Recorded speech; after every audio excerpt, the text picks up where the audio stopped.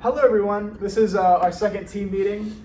We're going to be talking about speedball strategy, basic rules and naming conventions, as well as player positioning. We got a couple quotes here that we think are very important in the game of paintball. My quote was, "No plan survives first contact with the enemy." And I think that's really important in paintball because your plan, you may have a strategy going into the game, but it's always going to change no matter what. You're always going to lose bodies. People are going to change. You're not going to know what they're doing. So being able to communicate and adapt on the field is one of the most important traits of a good paintball team. And then do you want to read your quote, John? My quote is, in the midst of chaos, there's also opportunity, because with speedball, you don't really have a break. You're always shooting. You're always screaming, playing. You just got to find those opportunities to win the point. More or less. Exactly. It's an adaptability game. Okay, so what even is speedball? So we kind of have been talking about both speedball and rec ball in the past couple weeks and meetings. So speedball is the more competitive side to paintball. It's played usually on turf. The field we play at is an artificial turf field. It has these inflatable bunkers. That's the main characteristic of it. They're important because it allows the field coordinator to move them around frequently. That's an important distinction where rec ball is usually the same field every time. You commonly with like permanent structures in the woods, mostly played for like parties and things like that. And yeah, we play speedball. So, and then yeah, like I said, rec ball is more casual. That's the important distinction there. So speedball rules, if you see in the picture down here, that is your start box. So the first rule is your gun has to be touching the start box. Most of the time it's going to be your barrel, right? So when you hear the buzzer, and we'll send the PowerPoint out so you can watch the videos, then that's when you can lift up your gun and start shooting. If you don't have your barrel touching the box, either the referee's going to make you go back and then you can keep playing, but if you already shot, you're just going to be out. When you're out, you cannot talk. If you speak after you die, you get a penalty, and we'll get with those like later on. Usually there's going to be either you just walk off the field or sometimes they have a death box. We'll show you guys on the field at some point, but most of the time you just walk off. If you call your hits, if a referee sees you cheating, that's a major penalty. Like you can always ask a ref for a paint check. So I know for me, I'm always paranoid. So like every minute, every 10 seconds, I ask a ref for a paint check. You don't have to do it that much, but just be like cautious. Yep. Yeah. And like this is a picture of what it looks like when you're on the start box before the point. If you see, everyone is, their barrel is touching the start box and they're all ready to go. They're in like a sprinter stance almost. So that's usually what we look like before each. All right, so penalties. You have your minors and majors. Your minors are gonna be the yellow flag. Majors are gonna be your red flags. So a minor could be talking when you're out. That's very controversial. Some referees might see that as a major. If you get hit in a spot not so obvious, so like in your pod pack most of the time, or like pretty much that's like the only like place that you won't. Yeah. Everywhere else you should know you're getting hit. Yeah. So if you don't call it things like that. And again, this is controversial. If you hit the other team's buzzer, and you're hit, either minor or major, it just really depends on the referee and like the tournament at the time. Majors is like cheating, so like wiping off the paint off your body, or you just keep on playing even though you're hit. Or just overshooting a player, right? Or just shooting a player in general. So if I shoot Thomas and Thomas turns around 5 seconds later and shoots me, that's a penalty on him. A gross major is just like, it was just disrespectful. So if me and Thomas are just shooting each other nonstop for like 10 seconds straight, then we're probably going to be kicked out for the day. Or just cussing. No cussing at tournaments. Mm-hmm. Kids are watching, families are watching, like they try to keep it family friendly. So minor penalties is going to be like yellow flag. It's going to be a yellow flag. It's going to take you and another player off the game. So if it was a 5v5, you will knock down 2, so it'd be a 3v5. For penalties where there's not enough players alive, either the point is given up or you start off with less players the next point. So that would mean like next point it's gonna be a 3v5. As you can see, like a ref is checking a player, they're hit, they continue to keep playing, so he tosses the flag. A major penalty is they'll take you and 2 other players out. So if it's a 5-on-5 before, it's gonna be 2-on-5 after. So most of the time, like, just don't cheat. Yeah, just call your hits. Like, sometimes your referees can be unfair. There's nothing you can do about it. That's why you're always nice to them. But yeah, just play nice. Okay, so now we're switching to communication and strategy. So I think the single most important skill in paintball that wins points is communication. So being able to talk to your teammates, knowing where other players are, knowing the game situation is one of the most important skills that is the hardest thing for new players to learn. We got a quote here. In teamwork, silence isn't golden, it's deadly. And a lot of the times in paintball, you'll have a player that's on an island and he can't communicate with someone else, and it's way harder to win a point that way. If you have your snake 1 is ahead and has no one to talk to, your odds of winning have lower drastically if you can't communicate. And then, yeah, is that your quote? Or he controls the information, controls the world. Because if you know where everyone is, it's just a matter of shooting them out. Yeah, that's how I like to see it. Okay, so to call out, we have 2 different conventions of calling out. Our first convention, our first option to call out other player positions. Okay, and what I mean by call out is when you're on the field, you want to tell your teammates and you want to be told by your teammates where the opposing players are. So a call out is you telling your team, hey, I see one of their guys is at this bunker, is where this, I know where he is on the field. So our first option to call out is we like to name the field, each bunker on the field beforehand, before we actually even step foot on the field. So here's an example of a sheet that we make. We make these sheets with these names beforehand. Typically we reuse the names. You'll get the hang of it as we go on, but each sheet is different depending on the layout of the field. Like Big Boy, I just made that up. Yeah. I just didn't know what to name it, but this was just unorthodox. So just take a moment to look at these callouts, and the key here is just knowing the layout before you step on the field. The pros of this option of calling out, it's much more precise than the other option that I'm going to touch on in a moment, and it's much faster. These callouts are just usually 1 word or 1 syllable. Those are the best callouts, where you can just say something very fast and very effectively to your teammate, and they're going to know exactly where they are. There are cons to this option, although it is still the preferred option. There are tournaments where we're not going to know the layout beforehand, so we won't even have a chance to do this kind of thing. And this option won't work unless every player on the team knows the call out. So in a tournament situation, if John doesn't know I'm yelling Big Boy, he's not going to know where that is. So we're just immediate breakdown of communication, right? This also doesn't work if you're playing with other people that's not on your team. So if we're going to practice and we're intermixing with players, that are on other teams or just walk-on players, they're not going to necessarily know our callouts. Also, it takes time to learn these callouts before, so you actually have to study. But obviously, this is the preferred way to do it. So 2 things I would like to say is, 1, there's a new layout that we're going to be practicing this weekend. Hopefully, me or David are going to shop that layout with the names by tonight or whenever this is posted. Second of all, what's my second thing? I don't know. We'll come back to it. We'll come back to that. I remember. But yeah, so again, this is our preferred way to call out bunkers, but it takes time to remember. So what I do, this is my second thing. What I do before, if I'm waiting for class to start or if class just ended, I would just look at the layout for 5-10 minutes and just make sure this makes sense to me. Mm-hmm. I'll create things in my head. Someone said this at the actual meeting. Bees eat Doritos.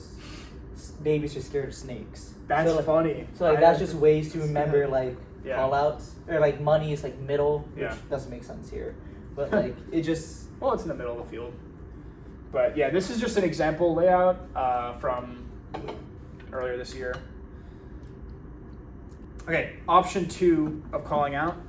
This is a more general calling out convention. This one is useful when we don't know the layout, and it's kind of formulaic. So the next few slides, I'm going to be explaining the formula behind this call out scheme. Essentially what it is, it's an equation. So you're saying the position on the field where the player is or where the bunker is, and the bunker name or the bunker type that they are at. So you just put those two things together, and that is the call out.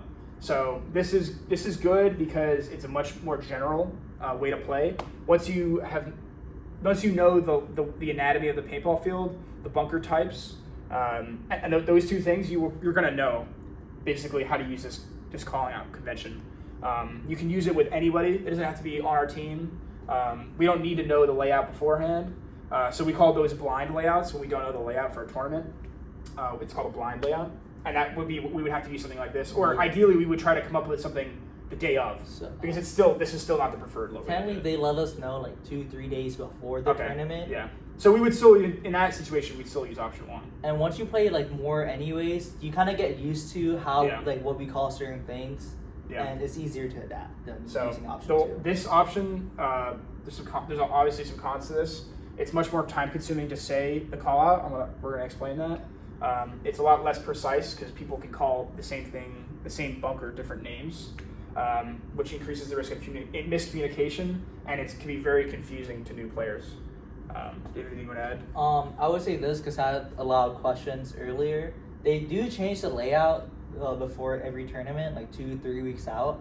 Most of the time, 2 weeks out.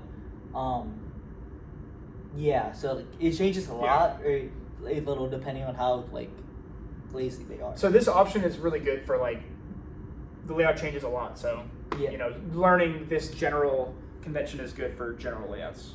So as I mentioned, we're going to go into this a little bit more detail in the next few slides. It's going to be confusing, but don't worry, you'll get it over time. You just have to really think about it. Practice, that's the biggest thing.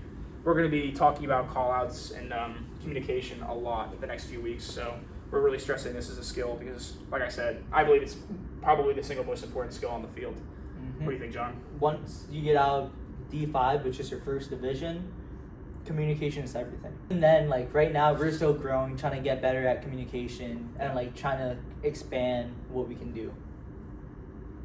As I mentioned before, it's an equation to this call-out structure. So part 1 of this equation is the position on the field.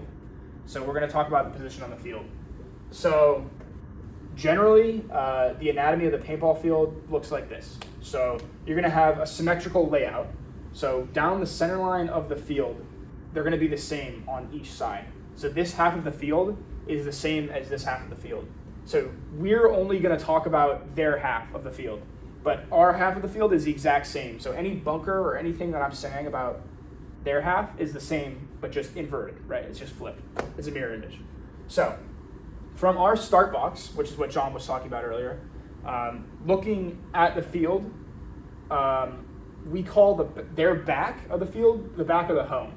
And we're always going to be talking about the field in terms of us standing at our start box and looking at the back of the field. That's how we're always going to be talking about these naming conventions. So their back, their home, is like the back quadrant, quadrant of their side. This has their start box, their home, their towers, which we're going to talk about in a bit. Again, don't get too stressed out about this. You kind of just get this with time. Then we're going to call the next quadrant the 10, the 20, and then finally the 50. The 50 and the back are the two probably most easily identifiable quadrants on this layout, because the 50 is the middle of the field and the back is the back of the field. The 10 and the 20 is where it can kind of get confusing where the bunker is. So generally, if you ever hear someone yell, they're at the 50, they're in the middle of the field. And if you hear them, back corner or back home, they're at the back of the field. So that's basically the importance of that. Finally, the other big thing about this is there's always going to be what we call a D side, and then always going to be what we call a snake side. So the snake side is characterized by this like long, very short bunker. It's like a cylinder. The idea behind this bunker is you have to crawl to be in it. So layouts, they're not going to have a bunker where you can just walk through the entire side. You have to crawl. So that side where you have the long cylindrical small bunker is called the snake side. And then the other side of the field will almost always be the D side, and that's characterized with these bunkers that look like Doritos. I want to talk about that in a minute. This one is kind of confusing because this actually has a cylindrical long bunker on the D side. That's not normal. Typically, it's going to look something like this. This is a more like classic layout in terms of snake side and D side, where you have the long cylindrical snake side, and then the D side is more just bunkers being put out sporadically, seemingly sporadically. So yeah, you're always going to have the D side, the snake side, and the importance of this is the 50 in the back. And then to kind of clarify what we mean between the back and the 50, typically we're going to number the bunkers based on their position from the back. So on the snake side and on the D side, we're always going to call these bunkers by their position from the back. So this bunker here is the 10, the 20, the 30, the 40, the 50, right? Like you're counting these Dorito bunkers up.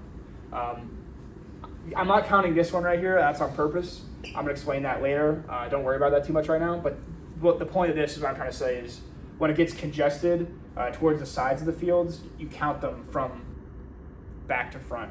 And here I go 10, 20, 50 because this bunker here is the center of the field on the snake side, so we're not going to call that 30. I guess you could call it 30, but typically we call it 50. And you're going to start to see why this layout, this option of bunker calling callouts can be very confusing because you can oftentimes call bunkers two different names. Like here, like you could call this bunker the 30 or the 50, right? Or yeah, you'll start to see where it can get kind of confusing. Now you know where a bunker is on the field. You have that part of the equation. Next, we're going to be talking about the actual name of the bunker. This is something you're going to just get the hang of over time. Again, don't worry about it too much. It's pretty intuitive, I would say. So this is what I was talking about earlier, the Dorito. This is probably the most iconic bunker, I would say, because it looks like a Dorito chip. The brick, it just looks like a rectangle. Call it the brick. The wing. We have some more bunkers here. The can is just a cylinder. Some people call this a pin, although typically we don't call this a pin. Pins are usually smaller cans. But yeah, this is a can.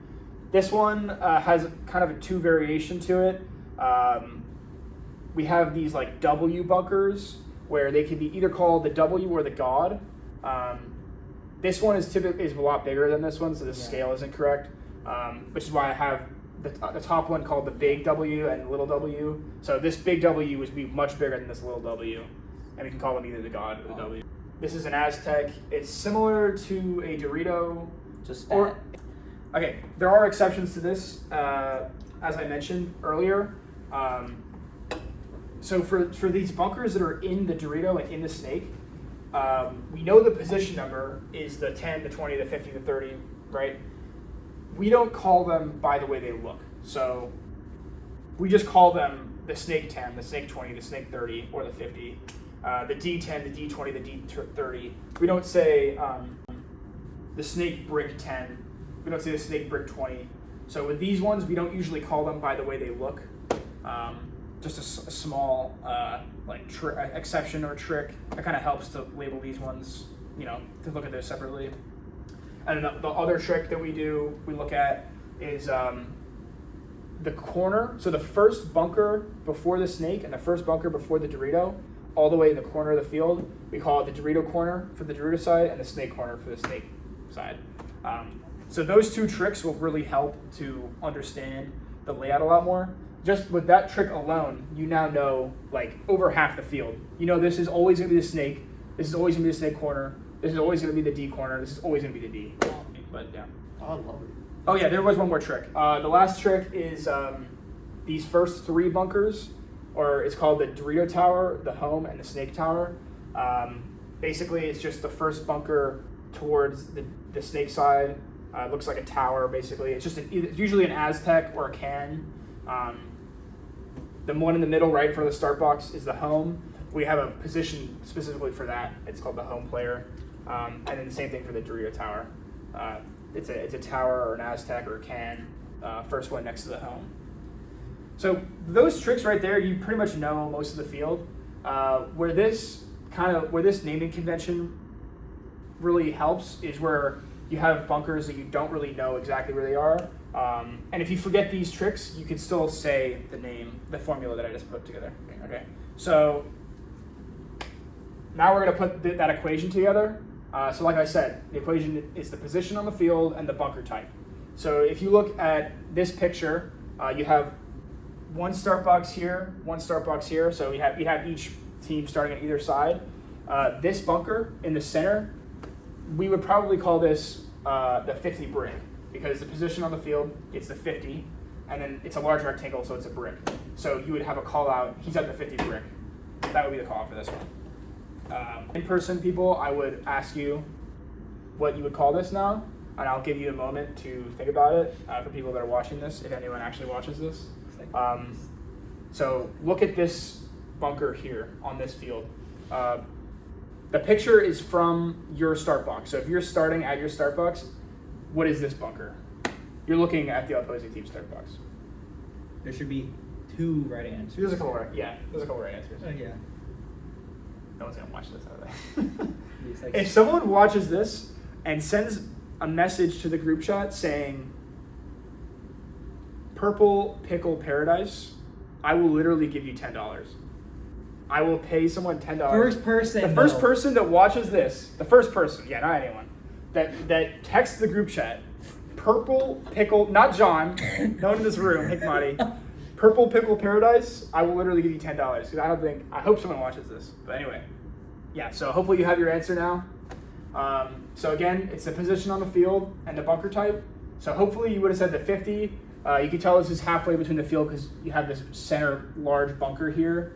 And then you look at what the bunker is itself, and looking from the picture, you can see it's a Dorito. So you would say 50 Dorito or D50. Either one works for this. Or even at this point, D3, 1, 2, or 3. D3. Yeah, I didn't think about that. Yeah, because if you're counting the Doritos from the back, 1, 2, 3. I guess option 2. That's my fault. What's that? Because you're trying to explain. No, that still works. D3 still works. Yeah. That still falls within option 2. All right.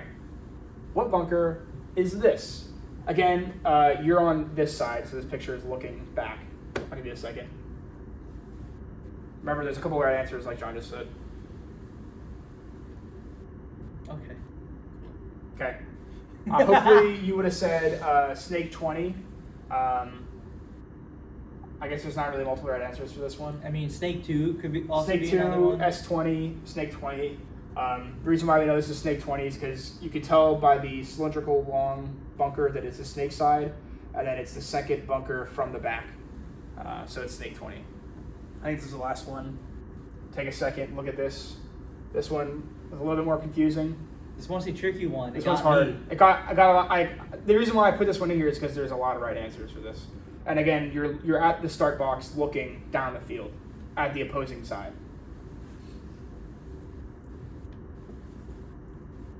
Okay, so it's depending on who you ask. This bunker could either be the 30, the 40. It's a wing, so you could say it's the 30 wing. But seeing how there's 2 wings, a wing on each side, you would say like Dorito wing or 40 Dorito wing. Yeah. See, there's a lot of reasons. There's a reason why this option isn't preferred because, like we just said, like we don't even know what this is really. Like you could call this anything you want. And so we can run drills just for you guys to get used to call out names. Like I have one in mind already. Yeah. So yeah. As you can see, there's a lot of different ways to call these bunkers. So don't get stressed out about it. It's just a learning curve. Yeah. Take it away. Well, okay. Well, this was supposed to be how we make the names for for us, but since we can't really do that with the screen. Oh, okay. Do you just want to go through it then? Skip it. Yeah, we're just gonna skip this part. So player positions, right? So First, you have your ones. They're gonna be your main line, your attackers. The ones to get kills, get information. So your twos, which I'll go over. Your aim doesn't have to be amazing, but it has to be pretty well. That's why we usually like send Thomas and David up front, if not Hikmati.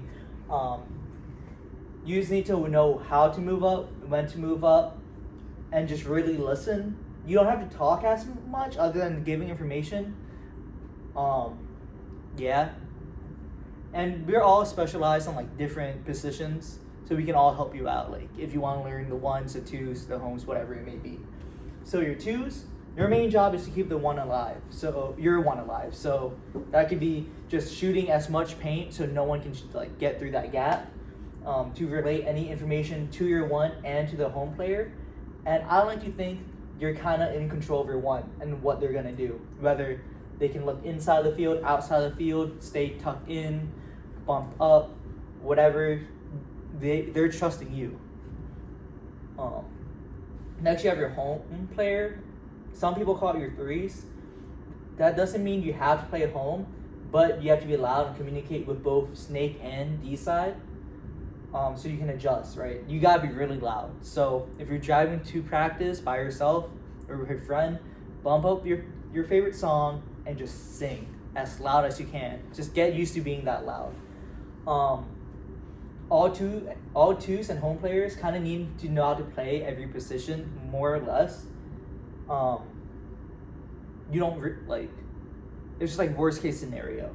So if a two gets shot out, let's say the snake corner gets shot out, my job as a home is to figure out if I need to run to that snake corner and help, let's say for example Thomas the one, or possibly just stay and just let Thomas know.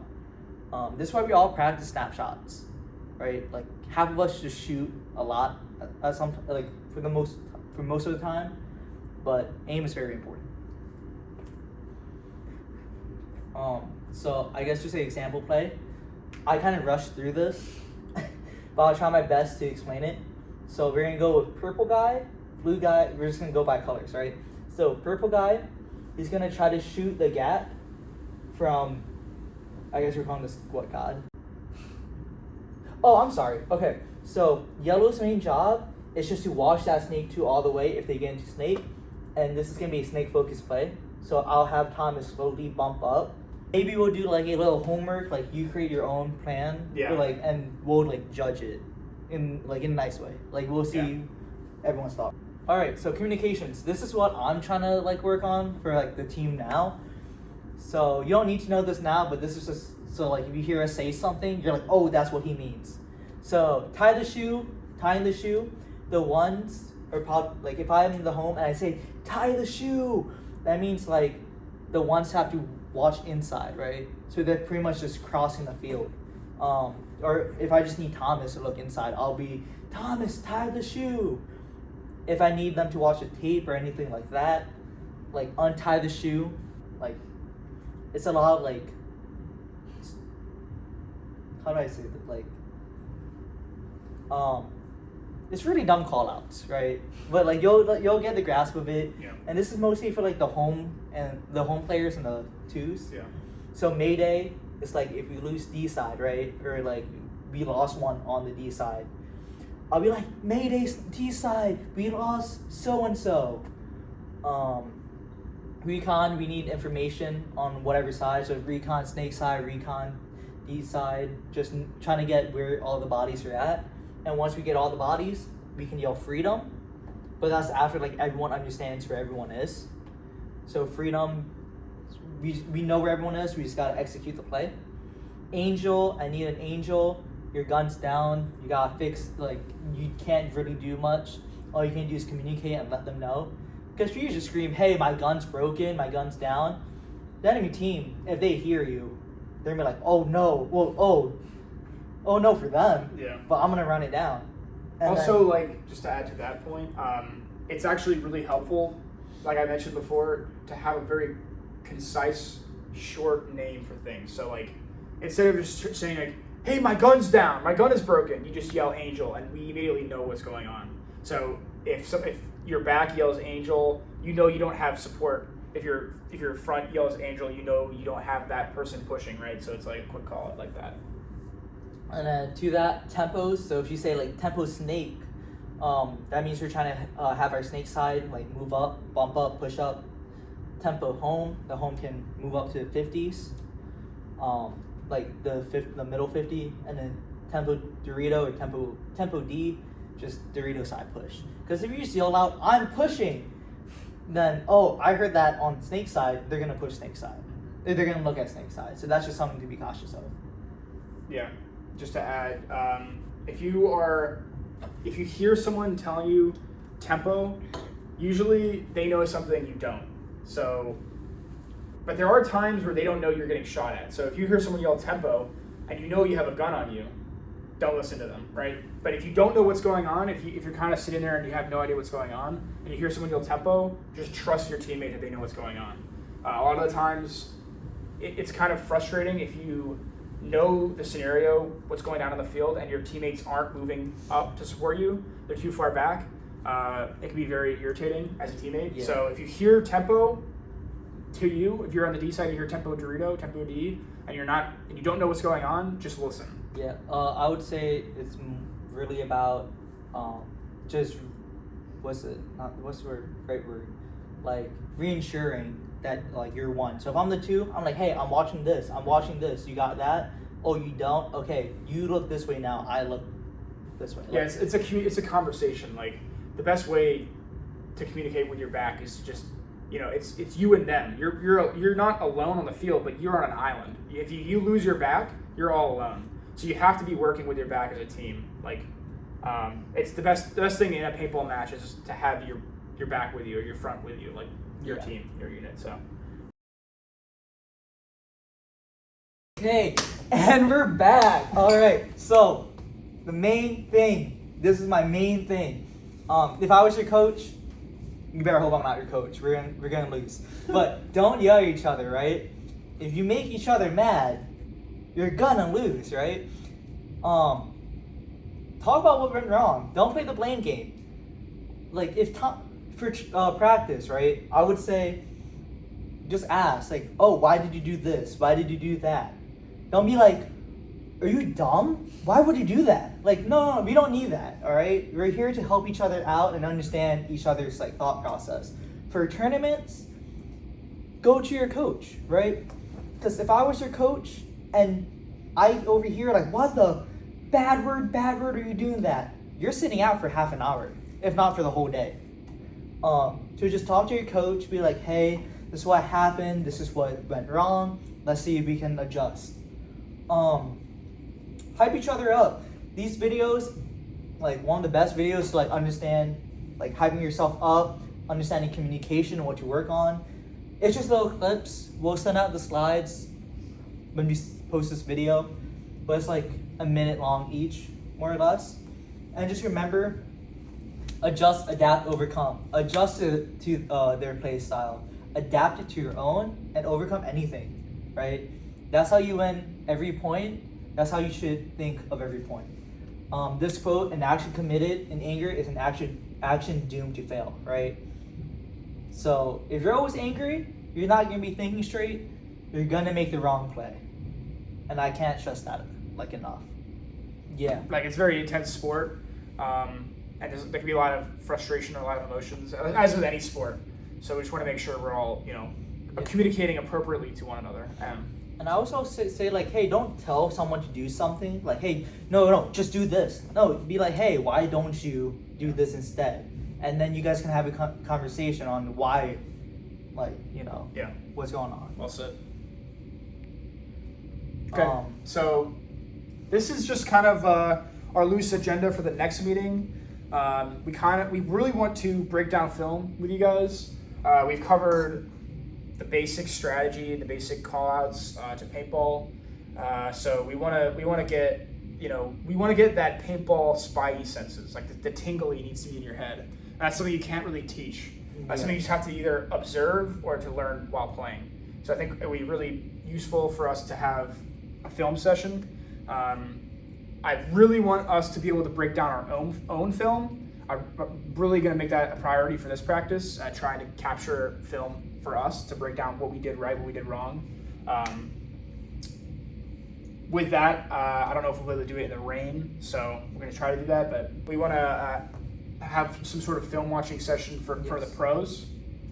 Maybe we're talking about movie night on Friday nights, possibly. Over Discord. I'm gonna try to figure out a good time. I'm thinking about like 7 o'clock, 8 o'clock, something around that. Yeah. So yeah, that's that. And also kind of just a in-depth breakdown. We kind of went over the plays earlier a little bit, but spend more time on that, why we're making decisions the way we are, things of that nature. So don't go yet. Yeah, Alright, so how we do kill counts in terms of our bodies alive, their bodies alive, is a strat dynasty, a pro team created, I'm pretty sure. It's called 55, right? So 55 is our bodies alive, so let's say we're blue, and then 5 bodies of them alive. So let's say we kill 1 off break, right? We, the first 5, kill 1 off break, right? Boop. That's gonna become 54. So you'll scream, hey, 54, 54. Now let's say they kill 2 of our players, right? Boop, boop. We subtract from the first 5 because that's us. So now it's gonna be 34 and so on. So I would say if you're the last person alive, probably don't call like 13 or whatever the number may be. Yeah, I don't know how else to explain this. Your main focus, or like what you would want every break to be, is to have 54 off break. So that means always trying to kill 1 off break. If you can do that, the game's in your favor. But I think that's about it for 2 days, right? Not missing anything? we're good. Okay. Thomas says we're good. Thank you guys so much for watching the video. We'll hope to see you at practice. Yes. Drink water, be hydrated, make sure you eat. We don't want bad things to happen. Bye!